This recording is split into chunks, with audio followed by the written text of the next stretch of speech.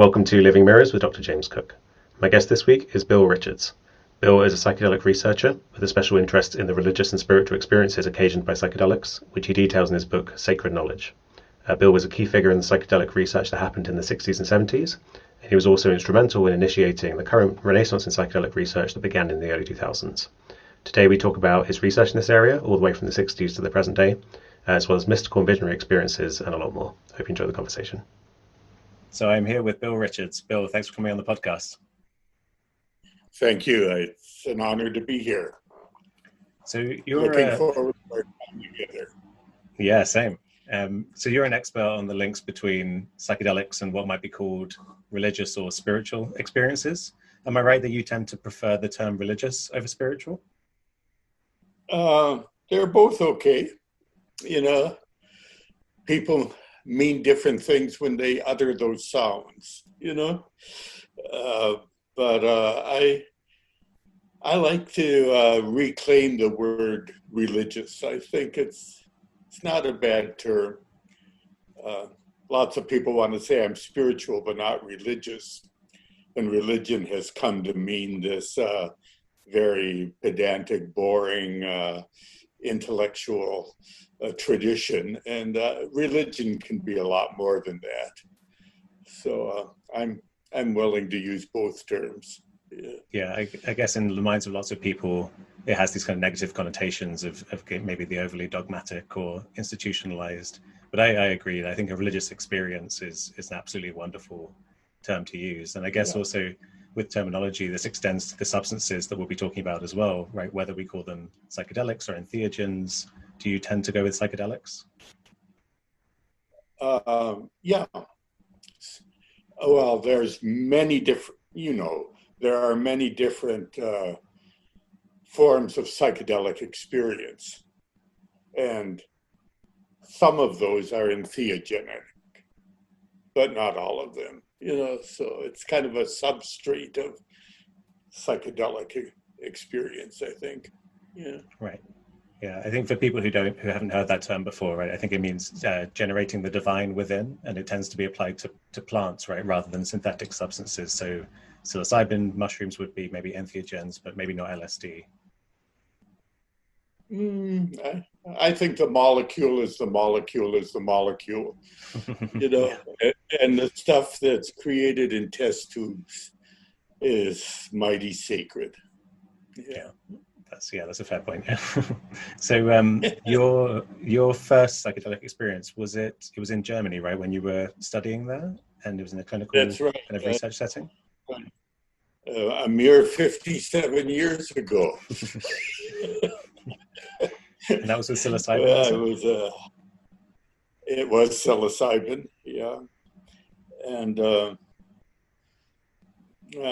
completely unexpected, and as described in my book, it really kind of focused my life in many ways, or paved the way for my career since. Yeah, there's a really wonderful description of the experience. I toyed with reading it out here because it's one of the best kind of prototypical descriptions of a psilocybin experience, but I'll let people go buy your book, Sacred Knowledge, to read that passage. But you describe it precipitating a kind of mystical experience, right? This kind of classic unitive feeling, kind of one with the universe. Perhaps you could tell us a bit about how you define and think about the mystical experience. Yeah. Well, one thing that impresses me when I put on the hat of the scholar is that young 23-year-old guy in Germany who received the psilocybin hadn't even heard the word psychedelic yet. He didn't know what psilocybin was. And his mental set was that he might get some insights into early childhood, because they were working with very low dosage in a psychoanalytic framework.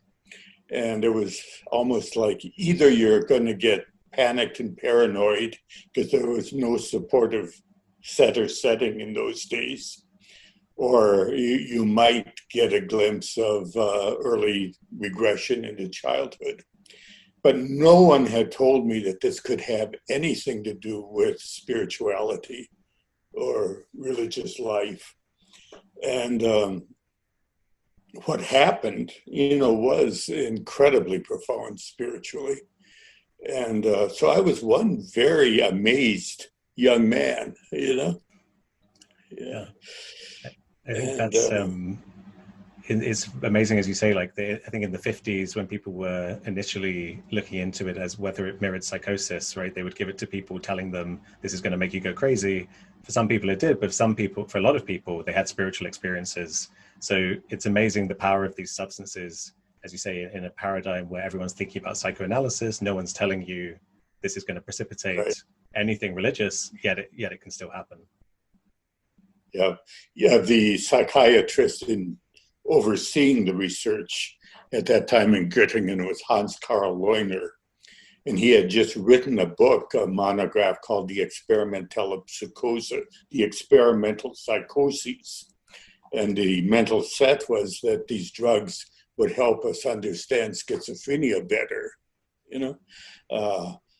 But there was no thought that they might be therapeutically potent or truly revelatory of human consciousness. Yeah. And so what was that like then? The do you recall that the mystical experience you had then? Did it have the kind of the classic features that you've gone on to kind of quantify in your research of kind of unity and sacredness and all the rest? Yeah, the unity, transcendence of time and space, intuitive knowledge, sacredness, deeply felt positive mood, and of course ineffability and paradoxicality. It's very hard to put it into language. Yeah. And then, so I think a lot of people, as you say, they have this, so they enter a psychological space that is ineffable, can't be described with words. It's kind of beyond concepts, right? Beyond symbols, beyond all the words we say about it. Just, I think you described in your book how you wrote down in German, reality is, which I feel like is a really good summary of that intuitive knowledge, right? Period. It doesn't matter what you think about it. Right. It doesn't matter what you say about it, what you think about it. Yeah. I think that's when you say, if someone who's never experienced this kind of thing and only understands gaining knowledge through reading books and talking and that kind of knowledge, it may sound strange to someone to say you can have profound intuitive knowledge, but I think there's this kind of, you also talk about, in your kind of normal everyday consciousness, you reread reality is, and it sounds trivial. It's like, well, of course I know that, but it's almost, that's why I think you can have these intuitions. They're so simple that you just get it, but they're also so incredibly profound, right? Mm-hmm. Yeah, there's something about these mystical transcendental states that feel more real, more fundamental than the state of consciousness we're in right now. And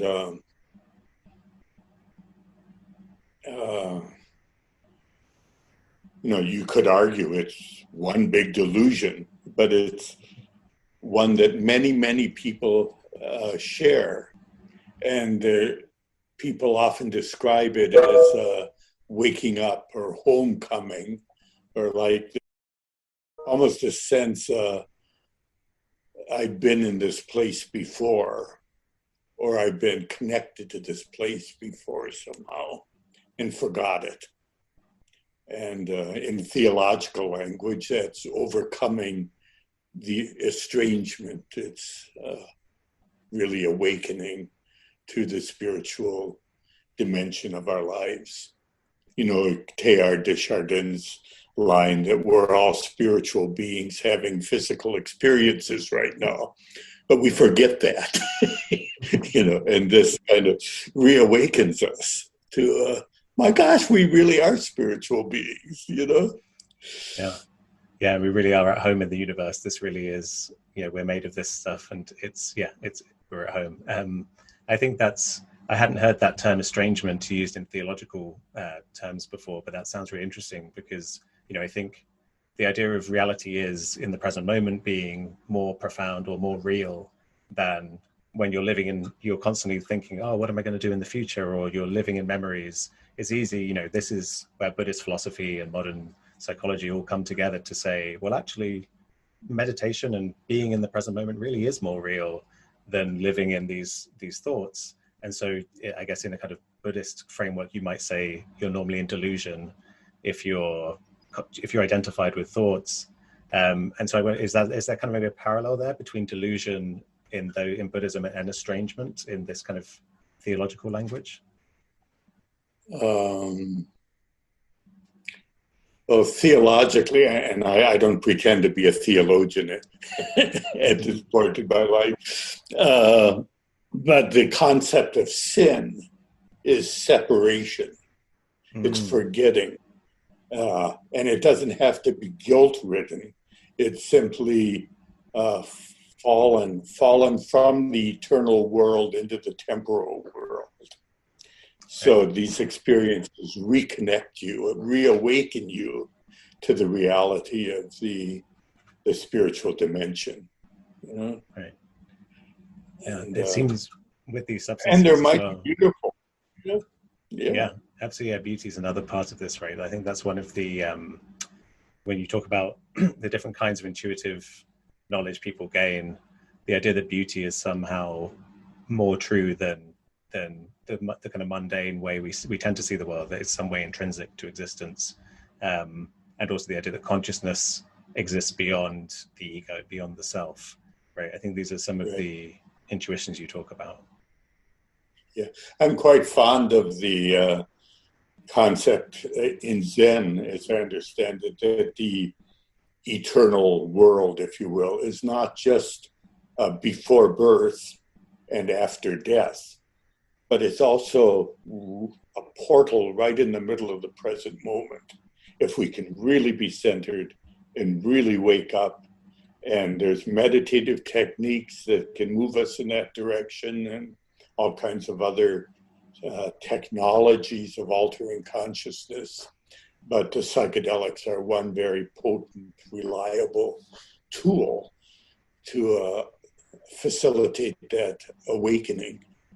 Yeah, that's definitely something that one can experience with a variety of different methods, as you say. I think, as long as you, in the present moment, if the thoughts of the future drop away and memories of the past, you're right that the present moment opens up into, it loses the sense of time and as being this linear thing, and suddenly you're here in the eternal now that is always wherever anything's happening, it's happening in the now, right? And so I love that idea of the present moment being a portal into the kind of the infinite or the eternal aspects of being. Yeah. I feel like so your heart can beat and your lungs can breathe while you have a mystical experience, you know? Yeah. Which is kind of nice, Yeah. And then you spend the rest of your life integrating it, Yeah, it can really, as you say, I mean, for you, it set the direction of the rest of your life. And I would say, for me, my first kind of spontaneous mystical experience is what set the direction of my life as well. It's incredible that in an instant or a few hours, someone can just awake to something so seemingly profound and real and important that they just think, this is it, like this is what I should be focusing on. There's everything else seems like trivia, I guess, right, alongside the mystical experience. And that's why psychedelics are so wonderful, because they can democratize this, right? Instead of saying you have to be a random person with the right neurochemistry to have a spontaneous mystical experience, or you have to go off and starve yourself and meditate for years. These psychedelics can actually help everybody achieve these states. Yeah. Among the letters that I've received in response to my book, there have been some by people who have had spontaneous mystical experiences. And one in particular sticks in my mind, a man who considers that experience early in his life like the anchor of his life, the most meaningful thing he can remember. But he had never even tried to verbalize it to his wife because he just didn't have he didn't have the words, and he didn't want to be misunderstood or viewed as mentally ill. So it was like this treasure he was holding within him. And somehow when he read my book, it gave him a language and a sense of interconnectedness with other people that allowed him to verbalize it for the first time. Wow. Late in life. But that made me very happy. Yeah, I mean, that's quite similar to my own story, because I had a through stress mainly, a kind of spontaneous mystical experience at the age of 13, which set my interest in all of this stuff. And for about 15 years, I barely told anyone about it, because everything you said, like, you just think people, I mean, first off, you can't put it into words really, but unless you unpack a lot of these different things, timelessness, sacredness, feeling of kind of perfection in the way reality is unfolding. And it's only over the last year or so that I've ventured out to try and explain this to people. And I think this is why I'm now interviewing someone like you, because your work is incredibly powerful in helping people to unpack this stuff. Well, we do the best we can, James, in the language with words, I sometimes think poetry and maybe music would express it even better, but it really stretches the limits of language, and maybe it will facilitate some new developments in language. I've often wondered if I knew Sanskrit, if I'd have a few extra words than I do in English. We don't have a lot of words for these subtle alternative states of consciousness, and especially when we try to express things that are kind of outside of time and cause and effect, because those are the categories we think in. They organize our language and our cognitive processes. So I guess we could try to, we say it's difficult to put into words, but again, you do a good job in your book. And so we could talk about a few of the different aspects of this. So you have the idea that consciousness is a kind of space that exists beyond the ego. It's not just inside my sense of self. You have, this idea that what we really are is kind of eternal and indestructible. So death no longer really seems like a big deal, right? And then you have, maybe you were talking about, if you had kind of Sanskrit concepts, this idea of the net of Indra, the idea of interrelatedness in unity, right? That everything in reality and everything that we are is this kind of interrelated, unified thing. And that love is really a really powerful, fundamental aspect of what we are. Do you think that's a good survey of the kinds of things it feels like to be in that state? Yeah, I think the ultimate mystical insight is probably that love is the ultimate nature of the energy that makes up the world, and that it's not just a mushy sentimental emotion, but it's an intelligent, creative energy, and that sounds so idealistic, so poetic. But I like to quote the final line of the Divine Comedy of, that it is love that moves the sun and other stars.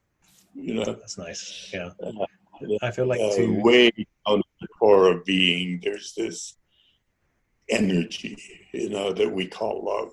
Yeah, I think this goes neatly with what we. Sorry. It's a healing process or force as well. it's more than Valentine's Day. You know? Yeah. Yeah. I feel like this is another place where the issue of language comes in, because to someone who's not had this experience, they might say, oh, I love a cup of coffee. And are you saying that sense of love is somehow fundamental and important? And they're mapping on this very, small concept onto this thing. Whereas what we're saying, I guess, would be one can have an experience that is so transcendent, so beyond words. And then we come back from that. And then what words are we going to use? Okay, love is the most appropriate one. But I think, yeah, to anyone who's skeptical, like we're referring to a genuine experience of genuine profundity that's, that can be misunderstood, I guess, by the use of kind of hallmark words. Well, skepticism is wonderful, in doing psychedelic research. If a new research volunteer or patient describes himself or herself as an honest agnostic, I always view that as good news, because what counts is the capacity to be open, to collect new experiences, to be willing to discover new insights and then reflect on them, And so people who describe themselves as agnostics often have these profound mystical experiences with psychedelics, And we recently had someone who even said, well, I'm an atheist. That's my religion, just like being a Presbyterian or Episcopalian. I'm an atheist, that's my belief system. But, I did see God. And so I got to think about my language, but it's almost humorous at times, but the sacred realms within us, if you will, don't need to be defended. They can stand on their own, and people keep bumping into them and discovering them. The people who would have trouble, I think, trusting enough to allow a mystical experience would be anyone with kind of an ego agenda. Either I'm a real defiant atheist, I want to prove that there's nothing of ultimate beauty or meaning in life, or someone who belongs to a very rigid, narrow religious orientation, that this little tiny subgroup alone has the right answers and everyone else is going to hell. That if you want to prove an agenda, that's the ego can't relinquish control and dive into or allow the emergence of these deeper transcendental forms of consciousness. But give me a good skeptic anytime, Yeah, I think that's the wonderful thing with psychedelics as well, right? That instead of 1 in 1,000 people, say, having a mystical experience and saying, trust me, it's real, trust me, like this is the message. Instead, if someone's skeptical, they can check it out for themselves. And I think that's an optimal situation. With your... And you don't even have to call it a mystical experience. You can call it whatever you want. Yeah. The experience. You can call it the nothingness that contains all reality, if you like, But that there's something there that's profoundly beautiful and fundamental and meaningful. And the intuition is that it's within each of us, or in and through each of us somehow. Yeah, that's nice, the kind of in and through, because I feel like one way this is often understood is realizing that you are not your ego, you are not your sense of being a separate self, but you are in some sense one with the universe, part of the universe, at home in the universe. You are the kind of play of energy of the universe. So I think that's a nice way of putting it. But this sense of the separate ego, you you mentioned, people who are overly ego kind of identified maybe as struggling with psychedelics. Am I right that in the 70s, in your research, you actually did some work with people with personality disorders? Did you, with psychedelics, was there anyone? I'd actually heard an ayahuasca shaman say that narcissists are the only people they don't think psychedelics can help because they're too far gone in this kind of ego investment. Did you? Yeah, I'd be interested as to what your thoughts are on that topic. I haven't done a large study with narcissists, so I can't give you definitive research results. But my general outlook is that some people, because of their personality disorders or their personality structures, if you will, what's genetic and what's caused by the way we happen to develop, who knows, that some people have a harder time choosing to trust their own minds, to allow themselves to be out of control. It's like being on the high dive, ready to dive into the swimming pool, and you don't know the temperature of the water or the depth of the water. Other people have jumped and they've said it's okay, but do you have the courage to jump? And there's a decision there that comes out of kind of a strong ego. I've thought about this and I've decided, today with these people, with this substance and this dosage, with this music, with this support system, I choose to dive off the diving board, And, but that's much harder for some people than others.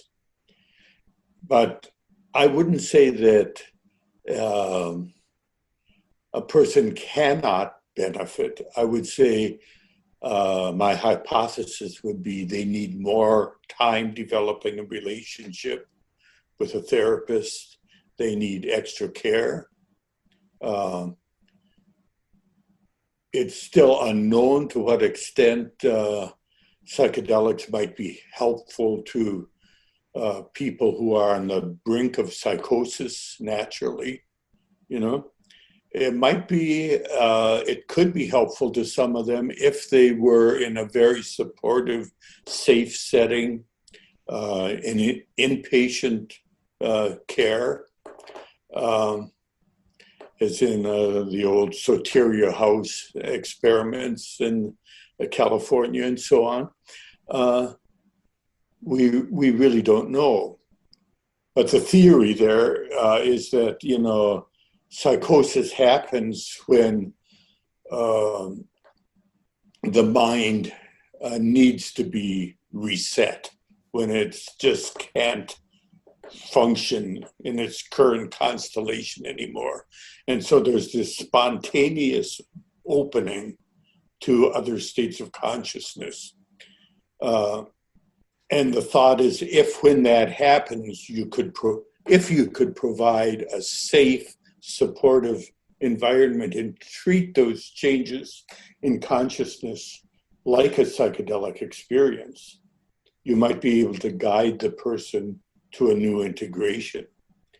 Instead, typically, the person gets handcuffed in the back of a police car and taken to a mental health ward where he sits alone half the night waiting to see a psychiatrist.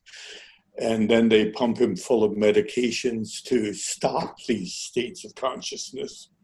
So if he wasn't psychotic at the beginning, he is by the time he gets into the mental health ward, Yeah. And there may be some creative new ways of thinking about psychiatric treatment in not only with personality disorders and anxiety and depression and addiction states, but also the psychotic states. But it's going to take funding and time. Yeah, right. And it sounds quite similar to Stan Groff's idea of a spiritual emergency, or this spiritual emergence where psychosis could be a state where material is trying to come up to get processed, and our current mode is to shut it down as rapidly as possible. But yeah, I think that's a really interesting idea. The idea of, at the moment, I think psychosis seems to be in a lot of cases precipitated by stress and trauma. And if there's a way to allow this material to come out in a safe, caring context, I can imagine it diffusing that psychological energy before it precipitates a crisis. Right. Yeah. And then so research for the future. Yeah, exactly. So you've really been in this field of kind of looking at the links between psychedelics and religious experiences since the beginning, I would say. So maybe if we go back to the 60s, was when you were in Germany, is that when you met Walter Pahnke, who was another big figure in this area? Yes. Yeah, we met actually in the clinic in Göttingen. And am I right that you guided his first psychedelic experience after he'd completed his research? Yes, I had that honor. That Walter, that's right at the time, where Leary and Alpert were fired, and there was all the sensationalistic publicity, and Walter was completing a PhD, and he wanted to receive the degree, so he didn't dare take a psychedelic until he received notification that the degree had been granted. So he wouldn't be accused of being biased or something. But when he got that notice that the degree was granted, then we scheduled a session for him in Germany. And of course, at that time, it's hard to remember, but psychedelics weren't even controversial in Germany. It was a perfectly reasonable thing to give LSD or psilocybin to a graduate student or a professor, for that matter, especially if they wrote up a good report. It was a safe, non-addictive substance, fascinating, and who knows what we might do with this, So, Dr. Pahnke is visiting from the United States. He'd like to have a session. Of course he can have one, Yeah. And was it his PhD work? Was that the famous Good Friday experiments? Was that the work that he got his PhD? Yeah. That was his dissertation, where he took these, I think it was 20 theological students from Andrew Newton Theological School, and gave half of them psilocybin and half of them nicotinic acid, just an active placebo. And of course, they weren't expecting an active placebo, so the thought was that would maximize suggestion, and everyone would think they had received something.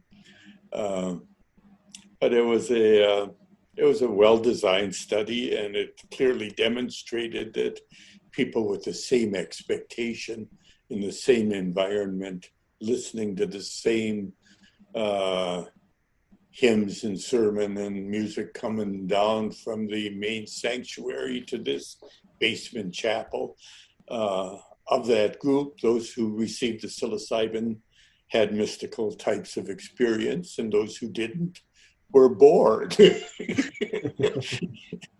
and a little envious and a little wary of what these other people were doing. But and then, of course, at Hopkins, we did a even more sophisticated version of that, with just people who had some interest in religion, even if they just sang in a choir or something, And again, the results showed that those who received psilocybin had the transcendental experience, even though everyone had the same expectation and listened to the same music and had the same caring guides or therapists. Yeah. And was that Leary really something? There's something very unique about that molecule. You know? Absolutely, yeah. Was Leary and Alpert, were they involved in that experiment?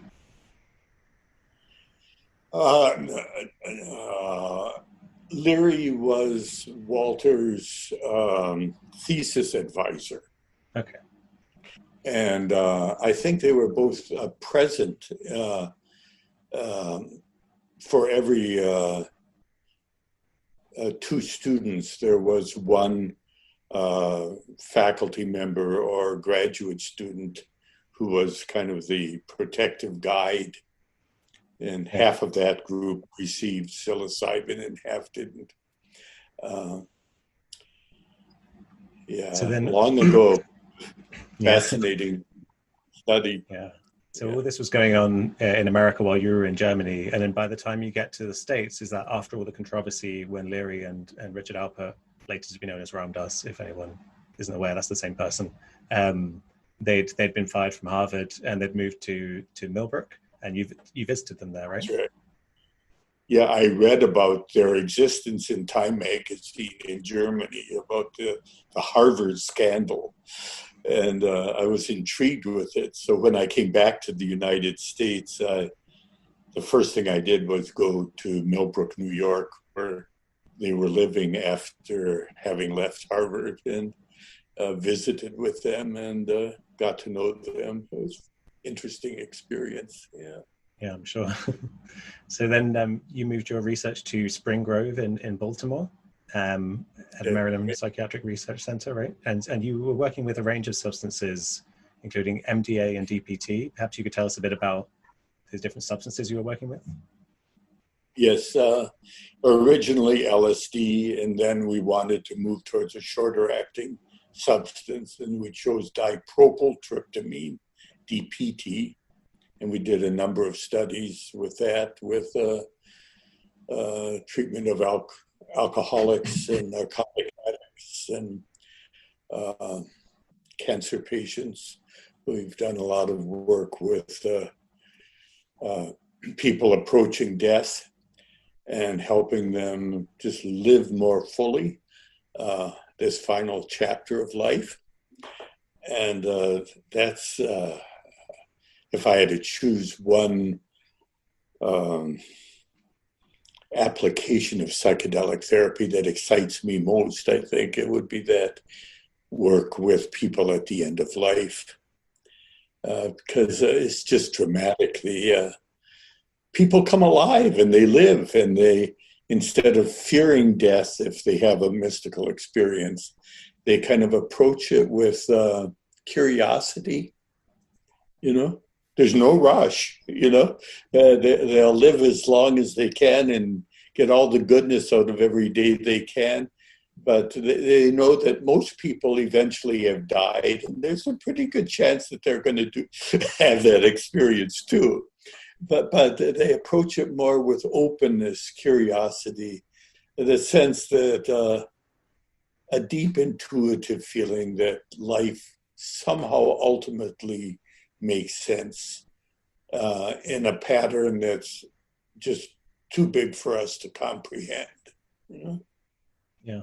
I agree. One of the reasons that I'm so passionate about trying to argue for the reality of these experiences, because, as you say, people have these experiences. They realize they're not fundamentally the kind of psychological ego, but they're more, identical to the unfolding reality that will exist after they die. And I feel like I've definitely read people who will kind of say, in reporting your research, would say like the cancer patients have these experiences, and whether or not they're true, they seem to help with their fear of death. And there's something about the insinuation that these people are just kind of fooling themselves with some nice story. I find kind of a sense of urgency to defend the reality of the insights they've had, because I think they're really, they're really important and profound. But so then you, as you said, you were working with alcoholics, end-of-life distress, cancer patients, the personality disorder research. And then this continued after prohibition, right? You were the only lab or the only center that was continuing into the 70s with psychedelic research. Is that right? Right. That I was able to keep working until 1977. And the research, most centers stopped in 1970, 71. But I'm not sure why the FDA allowed us to continue, but I'm very thankful they did. But our staff kept getting smaller and our funding vanished, and eventually the research center was transferred to a whole new administration, and the whole clinical sciences division was eliminated, and with that the psychedelic research. But it's very interesting just to note that what definitively stopped psychedelic research in the United States was not the government, the federal government, even though they weren't encouraging it, but it was really state administrators who just felt it was getting too complicated, too controversial. And the Maryland Psychiatric Research Center was funded by the state of Maryland. It was this beautiful 4-story brand new facility for psychedelic research. And when it got more and more controversial, the press kind of changed to why are we using state taxpayers' money to give people LSD, And it was a very irrational, chaotic time. So eventually it became dormant. Yeah, it's definitely the way that, it's not, I guess it's from the outside, people might assume the federal government just made it illegal for anyone to do research, but it seems to be more the case that there just become so many barriers. You have to go through ethics approval, and that becomes harder. You have to go through getting funding, and it just kind of makes it impossible practically, I guess, right, to actually get anything done, rather than it just being completely outlawed. But then you managed to, along with Roland Griffiths and Bob Jesse, you managed to kind of spark this psychedelic renaissance and navigate the red tape and everything to make these studies with psilocybin happen in the early 2000s. And actually, it was your 2006 paper showing that psilocybin-occasioned mystical experiences, that was really the key for me turning my attention to psychedelics. So I should thank you for that. But yeah, perhaps you could tell us a bit about that period of research at Hopkins. Yeah, it was real, when Roland and Bob Jesse, and Bob Jesse gets a lot of credit because he was the driving force to try to get psychedelics research started again. And he introduced Roland and me to one another. Even though we both lived in Baltimore, we didn't know one another, And Roland was and still is a very well-established, highly respected professor, full professor, who has worked with many different drugs with FDA approval over his career.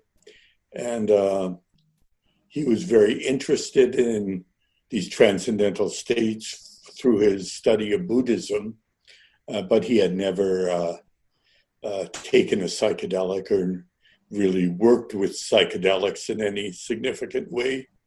And I happened to live in the same city and know how to structure it and do the therapeutic piece to make it safe and potentially effective. And it's now over 20 years. We're a great team. And now the Hopkins Center is expanding dramatically with very significant funding and new space and new staff joining us all the time. So it's a very hopeful time.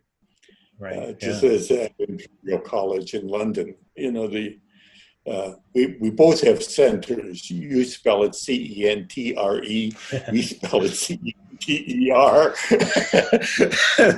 But we're both doing wonderful things, Yeah, absolutely. Yeah. And so in that first study, you gave psilocybin, right, to healthy participants and gave a questionnaire around mystical experiences, right? And just really kind of rigorously showed this isn't just people having conversations like you and I are having now. and claiming that these experiences happen, you showed there's real reliability. And for a lot of the people, right, it was one of the most important experiences of their lives, right? Yes, yeah. Many said it was the most important experience of their life, physically or spiritually. But many rated them the experiences among maybe the five most important experiences of their lives, like the birth of a child or the death of a parent or whatever. Right. So, and you think this is just, the duration of psilocybin is 6 hours at the most. And if there's a mystical experience, it might only be seconds or even minutes in that 6 hour period. But there's something about that consciousness opening up beyond the limits of time and space that just stays with people for a lifetime. Yeah. And then it seems. Yeah. And then you I guess, return to the kind of clinical work, right? As you say, kind of working with people who have addiction and the kind of cancer patient, helping them with end of life anxiety. And then we have depression being looked at in Imperial, as you mentioned, and tobacco smoking. There have been studies, all of these different applications, right? People have found that the real profundity and reality of these experiences really has healing potential in a bunch of different ways, right? That's right. And there are new investigations just beginning with eating disorders, for example, and with early Alzheimer's symptoms, using, I guess, Robin Carhart Harris's model of if we can kind of open up new channels in the brain, if we can reset the brain, whatever that means, help people realize that there are resources within them that they never knew were there, Yeah. It might help people live much more fully. Absolutely. And yeah. I think, so you mentioned how in the Hopkins research, you brought the kind of decades of experience of structuring these sessions. That's something I'd love to talk to you about in detail, is so people get an idea of what it's like to undergo one of these sessions, because we're not talking about, in a kind of clinical white hospital room, getting a dose of a drug and being left alone, right? There's a lot that goes into the structuring of the experience. That's right. Above all, establishing some kind of a trust-filled therapeutic bond, so you feel interpersonally grounded and safe going into it. So there's a relationship with the therapist, which I think echoes as a relationship with your own mind, that you're able to trust yourself, as well as the therapist. But there's also simple instruction of how to navigate in these inner worlds that people need to know in advance. And in my book, it's like, I liken it to going downhill skiing, Like if you just jump on a pair of skis with no instruction and start down the hill, chances are you're going to injure yourself or someone else, But no, if you're going to go skiing, you get some instruction about how to maintain your balance and slow down and speed up, and how to do it safely. And the same thing is true of taking a psychedelic. You need to know that if there's something that looks dark or threatening, not to try to control it or run away from it, but to dive into it, to kind of say, but I wonder where it comes from. What can I learn from this? What does it mean? So it's always, no matter what the mind presents, it's in and through. You welcome it. You don't judge it. You don't say, oh my gosh, this is a, quote, bad trip. It's all going wrong. You say, no, it looks like I got to go through some suffering, maybe unresolved grief, maybe some guilt, maybe some confusion about who I am and where I'm going in life. But what a great opportunity. Let me dive into this and explore it. And my therapist is with me, you know. With that orientation, there's nothing to fear. You know, in the ayahuasca religions, there's this wonderful image of what do you do if you see the big anaconda serpent, you know? Well, obviously you dive into his mouth and look out through its eyes, you know?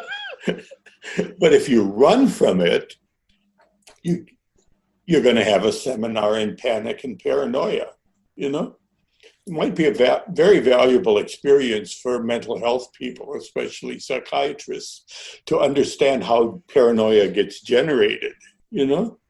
But you go towards it, the paranoia never manifests, you know? Yeah, I think. And the anaconda becomes your psychic energy, your kundalini, your shakti, your chi, you know?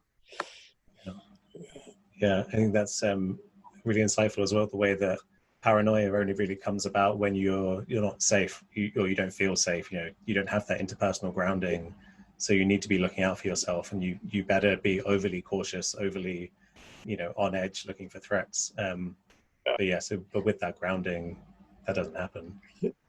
So that's important in preparation, and then the session itself. You know, we use a very comfortable living room type of lab, if you will. No white coats or stethoscopes. You know, we do take blood pressure. but people lie down on a very comfortable white couch with some nice, often blue flannel sheets, and they put on an eye mask. We even let them choose the color of their eye mask. They have headphones.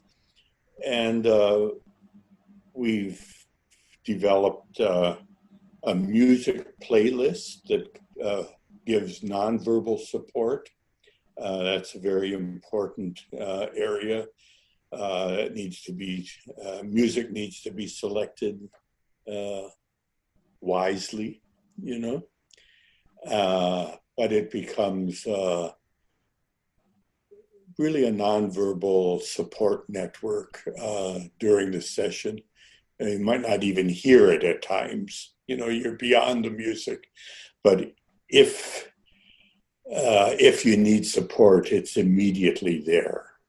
And people talk about kind of getting inside the music, almost sometimes even into the mind of the composer or whatever. It's a very beautiful experience that might be very helpful to actually musicians someday. Yeah.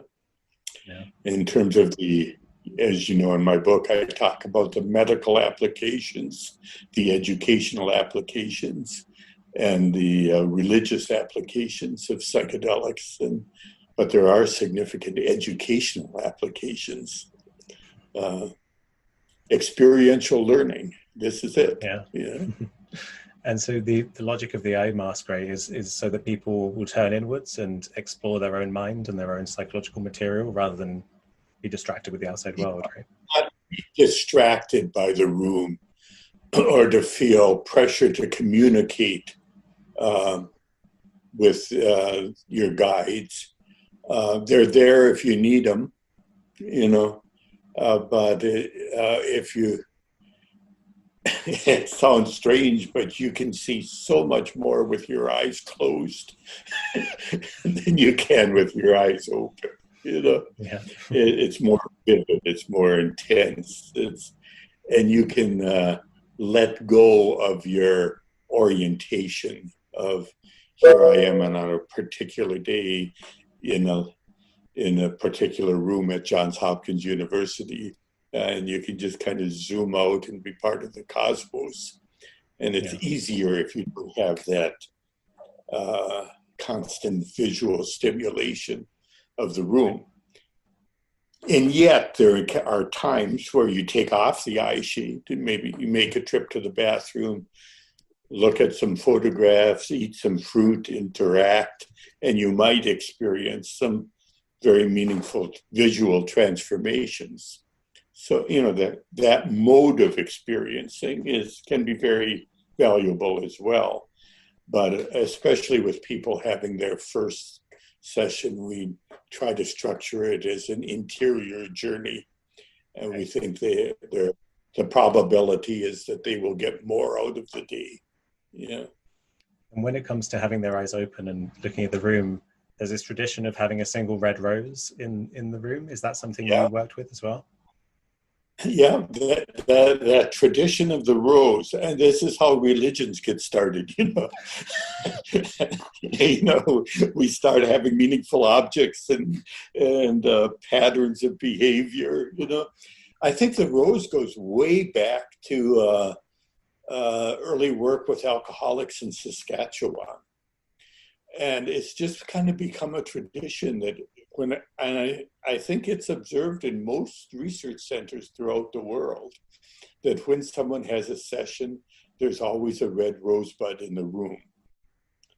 And it's when you first take off the eye shade and come sit up on the couch, it provides a very good focus, almost like an intermediary step from the inner world to getting up and hiking over to the bathroom and coming back or whatever, But it also is often an incredibly beautiful experience in itself. That the rose often, as you meditate on it, seems to open up like in time-lapse photography, where people feel they can dive down into the stem of the rose. Or something emerges within the rose and the inner world gets incorporated into the external perceptual world, sometimes in an exquisitely beautiful way. And it can lead into this experience we call external unity through sense perception, of a sense of the ultimate energy dance of everything. Yeah. And you spoke, about the way helping people to guide, to confront kind of difficult material, moving towards it, jumping into the anaconda's mouth. You also write about this exercise of imagining their mind is like they have a basement in their mind and they have to go into it. Is that something you still incorporate?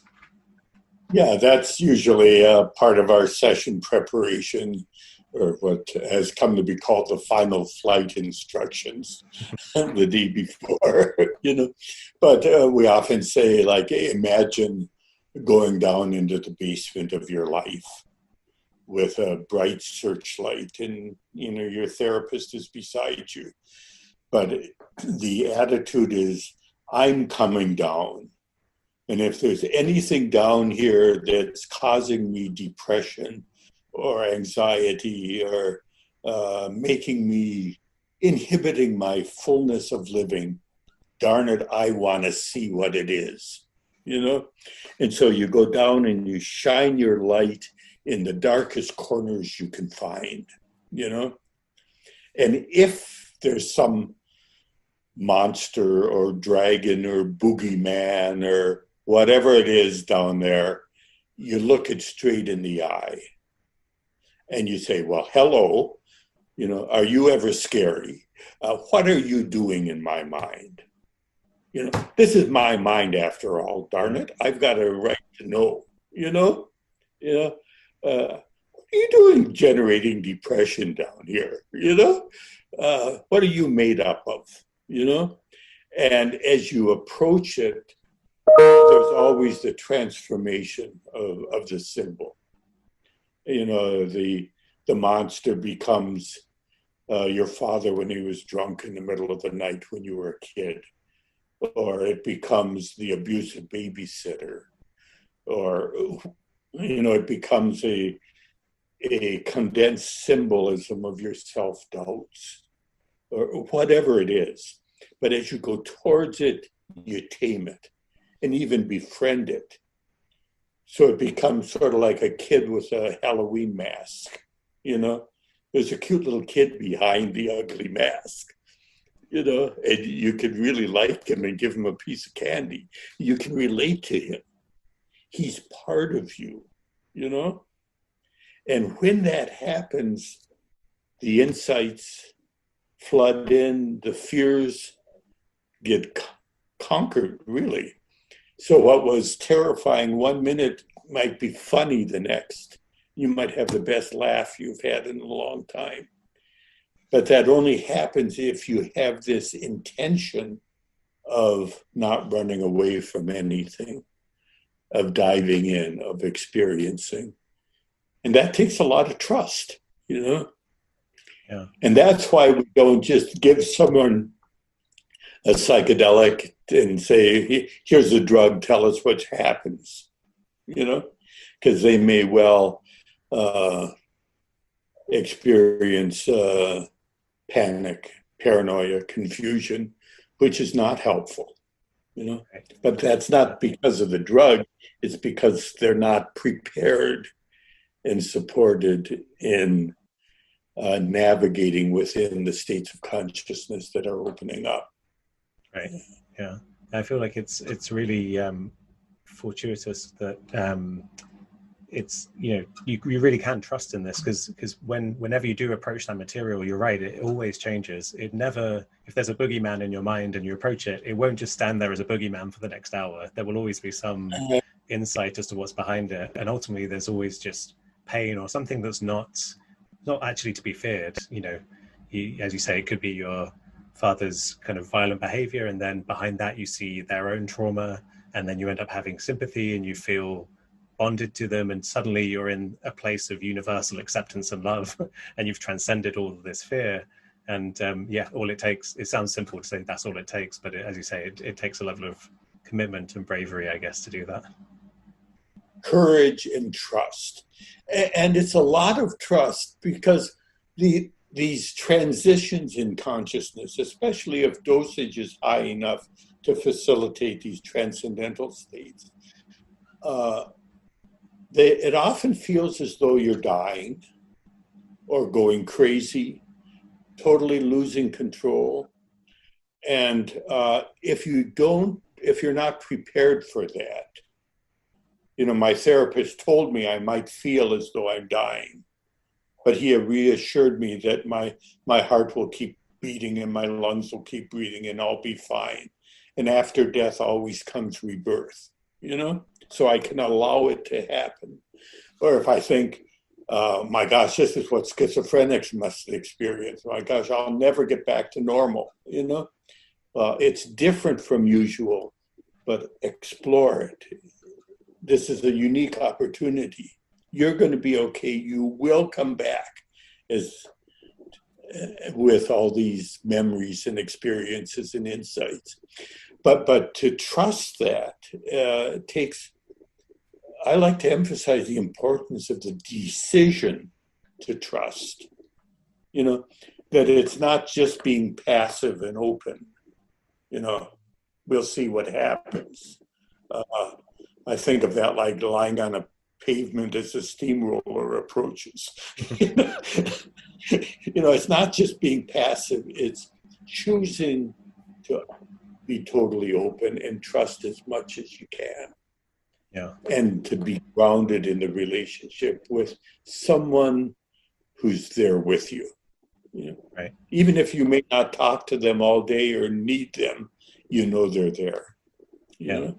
I think that's also nice. It kind of resonates with the kind of idea of the kind of hero's journey. You know, this is an opportunity for you to be the hero of your own, you know, whatever your psychological story is, the things that are most important to you, you can be the one to go in and conquer these things. As you say, instead of being passive, you can just, and I think that's the other thing is all of these things are just part of your mind. They belong to you ultimately. They're your demons, you know, so that's another reason why they shouldn't be feared. You know, you're going to be living fundamentally divided unless you learn to confront and integrate these things. my own favorite demon. It's like my favorite stuffed toy, you know.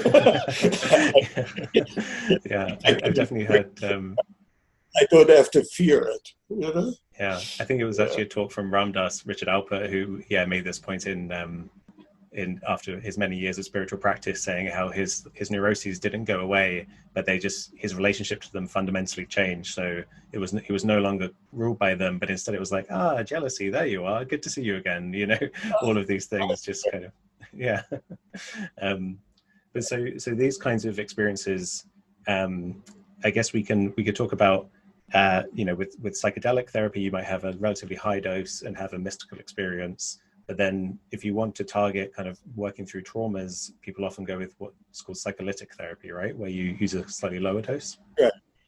And I'm glad you bring that up, because fascinating and important as the transcendental experiences are, you know, and especially for religious scholarship, when that community finally wakes up to this frontier, you know, I don't know why they're having so much trouble waking up, you know. Actually, there's a new book coming out at the end of this month, The Immortality Key by Brian Murarescu, which argues in a very scholarly way that the early Christian sacrament indeed was a psychedelic substance. So that'll be very interesting to what extent that gets explored and critiqued and pursued, you know. But there are these experiences that are not religious, not spiritual, as we usually use those terms, but are really in line with conventional psychotherapy, you know, dealing with guilt and grief and anger and jealousy and interpersonal relationships. And those experiences are incredibly valuable as well, you know. Maybe they're not entheogenic, but they're psychedelic, they're mind manifesting. And when the day comes when these drugs are legally prescribable and we can use them in therapy, which I hope is coming fairly soon, the mental health provider may choose low dosage some days and high dose other days, you know, that they're both valuable realms to explore. And actually some high dose sessions do include both. Sometimes in the journey towards transcendence, you go through some psychodynamic material, and on the way back to earth, if you will, afterwards, you deal with personal and interpersonal dynamics. But both realms are incredibly valuable. And also within them, what we call the religious or the mystical dimensions, there are all these visionary experiences where the ego is still intact, if you will. That I'm here looking at the Virgin Mary, the Christ, the Buddha, precious gemstones, prior civilizations, whatever. Who knows where all that stuff comes from? But it's incredibly beautiful. It's incredibly meaningful to people when they happen. It's like meeting a personal manifestation of the divine in some sense, or symbol. But then, if you will, in and through and perhaps beyond that is the unitive consciousness, where there's no you perceiving anymore. It's like you're the drop of water has merged with the ocean, as Hinduism would depict it, and now the consciousness is that of the ocean, you know? Right, yeah. But both experiences seem to be possible for many, if not all, human beings, you know? Yeah. In the scholarship of mysticism, in the past, we used to talk about Western mysticism that was meeting the personal deity, my devotion to Jesus or whatever. And Eastern mysticism that was depicted as the drop of water in the ocean, the unitive, all is one consciousness. And now it looks like both of those experiences are in the repertoire of all of us, or accessible to all of us, whether we happen to be born in the East or the West. And that opens up a whole new frontier in religious studies. Yeah. I think those visionary experiences, I'd love to get into more detail with you, because I feel like the mystical states of consciousness I've I guess had more experience with, but the visionary ones, when they occur, are astounding, and I find them intellectually just fascinating as to how this content is arising. And I feel like you talk about kind of the kind of Jungian idea of archetypes as maybe being a useful way to navigate this kind of inner space.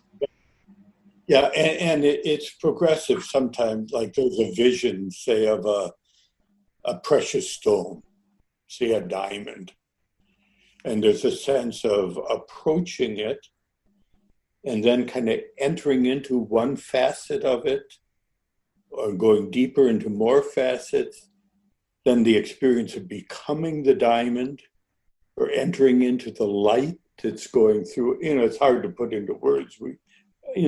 But there's a progression of getting deeper and deeper involved. Or a classic Christian experience would be a vision of the Christ, or Jung would say the Christ archetype, which he felt was an archetype of the self within everyone, whether they grow up in Christian or not. And maybe there's the archetype of the dancing Shiva within each of us, whether we grow up Hindu or not, But there's this image that seems very alive and vibrant and full of emotion, and you approach it, you bow before it, but then you become almost engulfed by it, accepted by it. You enter into the essence of it, and you may go through that into intuitive, unitive types of insights. But the whole trajectory is exquisitely meaningful and beautiful, Yeah, I think that the idea that something like the Christ archetype exists within us, and you write and say that, this is something that maybe exists within us before the historical Jesus kind of came along and then happened to kind of match that archetype. That's an idea that, resonates a lot. I feel like it really is something that can help people navigate healing in these domains, identification with a figure that surrenders fully and is willing to kind of to give their ego, their identity over in the kind of service of the greater good of healing and redemption. I feel like that's an incredibly powerful, resonant thing that I feel like exists within us, whether or not you're raised Christian. Mm-hmm.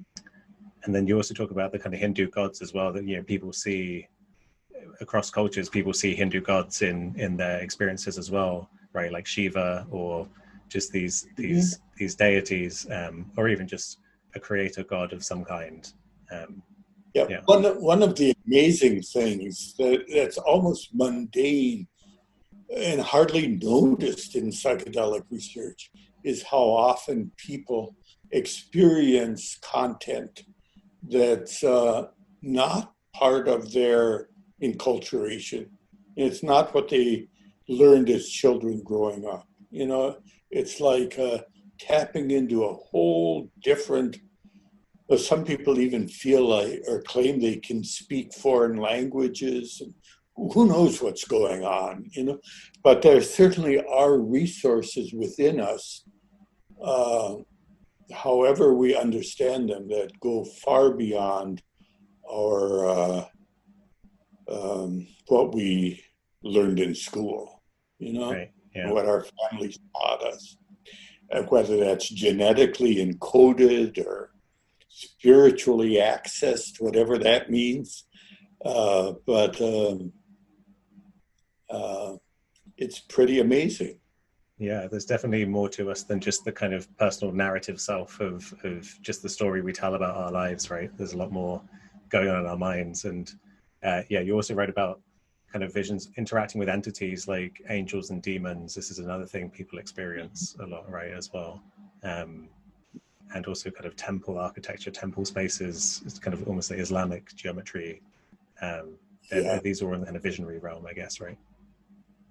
Yeah, some of the, I think I had the opportunity to visit the Blue Mosque in Esfahan in Iran at one time. And if you just look at some of that Islamic architecture, the entrance ways, the domes with intricate, interrelated patterns. I mean, if you've had a psychedelic experience in depth, you recognize it. Those architects were trying to create the visionary world in their architecture. And the same may be true of the Gothic Cathedral, you know? Like it's trying to build that visionary world somehow in this reality, the high Gothic arches, the rose windows, even the gargoyles, you know, you know, like it's angels and demons. It's the visionary world, you know, and maybe that's why we feel a certain sense of awe and reverence intuitively when we go into those spaces, even if we're not Christian or we're not Islamic or whatever our religion is. There's just kind of a intuitive, hushed feeling of awe that happens in those buildings, you know? Yeah. I also think it's not even necessary that the architects necessarily had full-on visionary experiences, but you can imagine that we have this template inside of ourselves as to what triggers these feelings. And, you know, as a child entering a church, they know this is a special place and it has a certain quality. So you can imagine someone building these things without even having necessarily had a vision of it. But then if you have a visionary experience, suddenly it's like, here you go, here's the template that exists inside you that you're trying to match to these things out there in the world. That's right. Yeah, and I think also, I guess there's other people also have these kinds of conversion experiences, I guess you kind of pointed to as well, or redemptive experiences as well, right?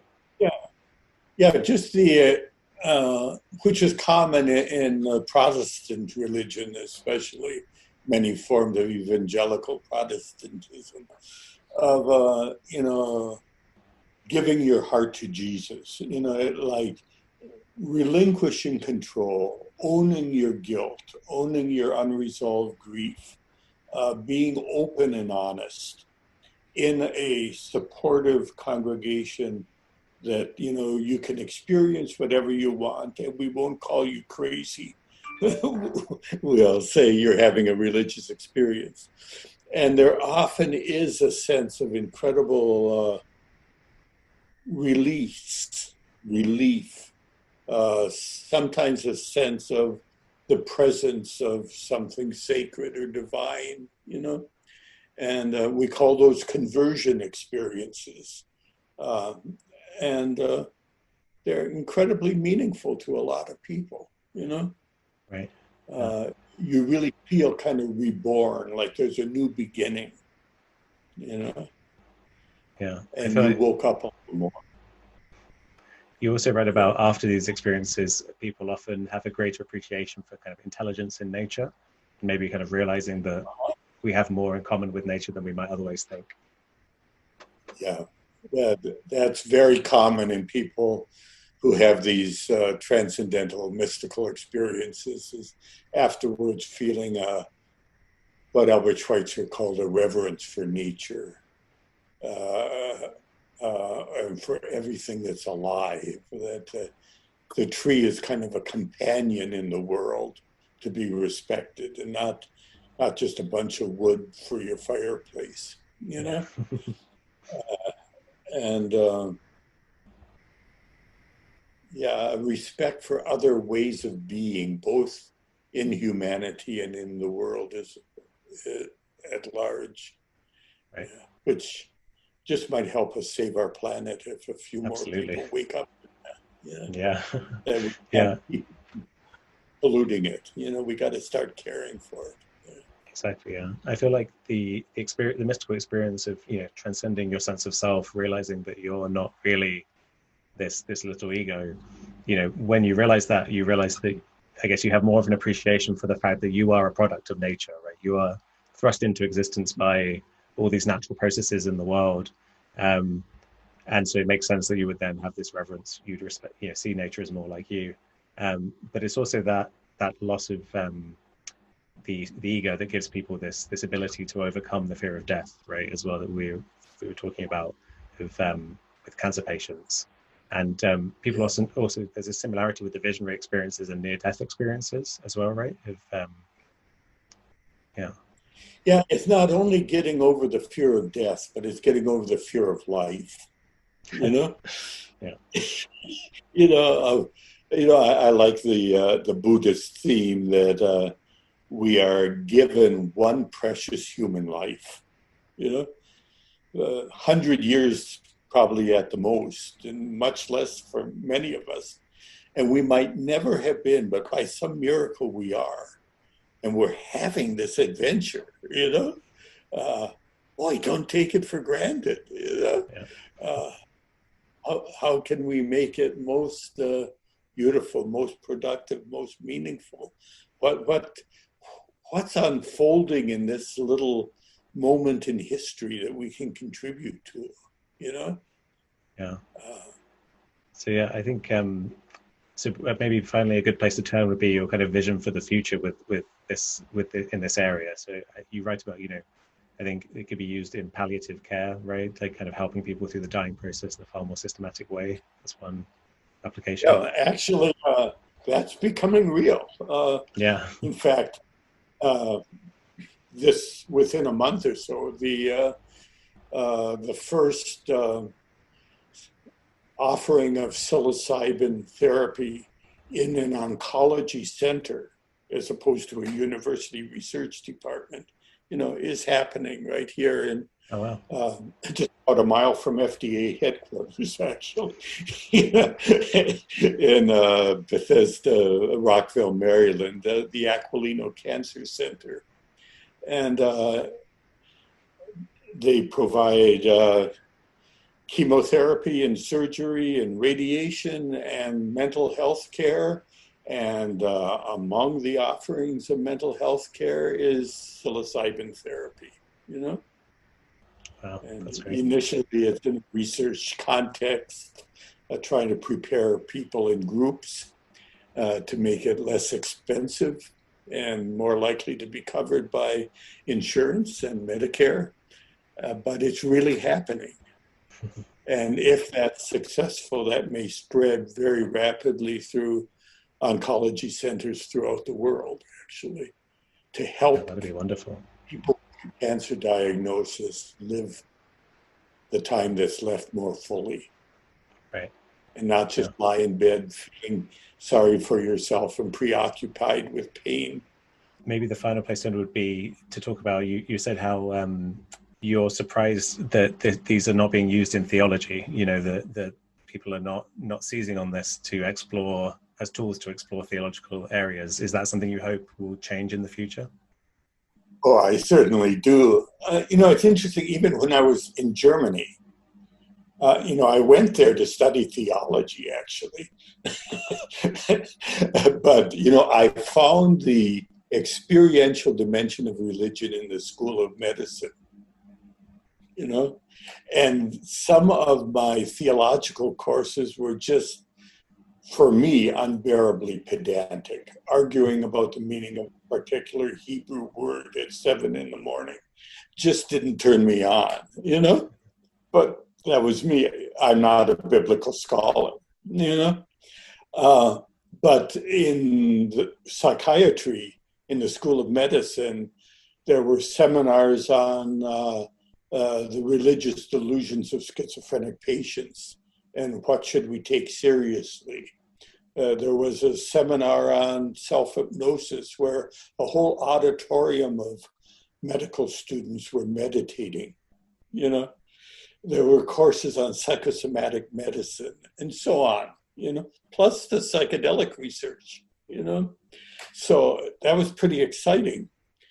And now it's interesting, you know, I graduated from Yale Divinity School, and I'm waiting for them to get excited about psychedelics. But right now, the School of Medicine at Yale has a very dynamic psychedelic research program in process. And this theological school hasn't quite awakened to the field yet, you know? So it may just take time. But the experiential dimension of religion isn't the whole picture, you know? We have theology, which is a rational discipline, basically. We have scriptural studies. We have social action, you know? I like to think of the four legs of any healthy religion, but one of them is the experiential dimension of devotion and your own personal sense of the reality of the sacred dimension of life, whatever words we put on it, you know? Yeah, I mean, you write as well about the kind of Gnostic religions maybe being seen as kind of cultish and maybe unsuccessful because they err too much on the side of just the experience. So I guess the future probably isn't some mushroom cult where we just focus on the experience, but maybe some revival that's more balanced across these other things. Yeah, why? Actually, the transcendental mystical experiences, when you integrate them, it pulls you into social action for many people. You know, you care about injustice in the world. You care about prejudice. You want to relieve suffering, you know? And that social action is a piece of the religious life that I certainly can be reinforced and come out of the mystical. It's not that they're two separate realms, but meaningfully interrelated, you know? Yeah, that's a great point. Well, Bill, this has been wonderful. Thank you so much for your time. I've really, really enjoyed this conversation. Well, likewise, I hope we get to meet in person, either in London or Baltimore one of these days. Absolutely. All good wishes to you, James. Yeah, you too. Thanks again.